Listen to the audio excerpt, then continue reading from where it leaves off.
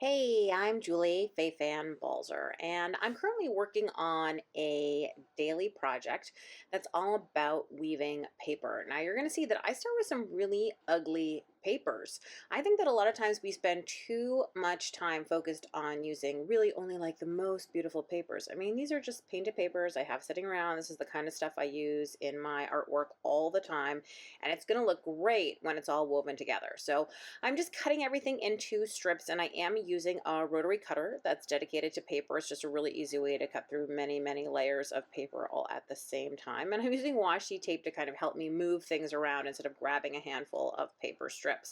The weight of this paper is basically copy paper weight. I think it's a mixture of actual copy paper and then some blueprints that are about the same size that I found on the street and I repurposed. So I'm weaving just the way you would in kindergarten with a tiny little twist, which is I am going over, under, over, under, over, under.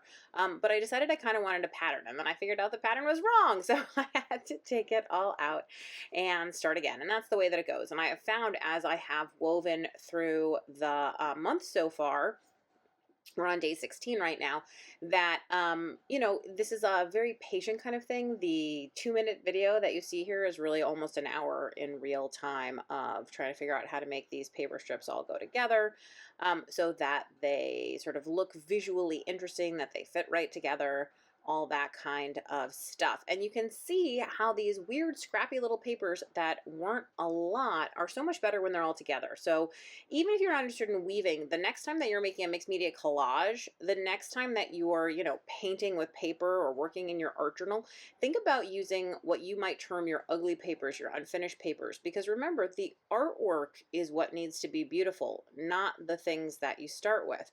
And I do think sometimes that when things are less precious, you don't think that they're the most wonderful thing on earth, then it's easier to cut them up and to make them into something new. Now, monthly members over at balzerdesigns.com do get access to the real-time version of this video. So if you're interested in that, you can check it out. Otherwise, thanks for watching. Be sure to subscribe, and I hope you'll come and check out all of my online classes at balzerdesigns.com.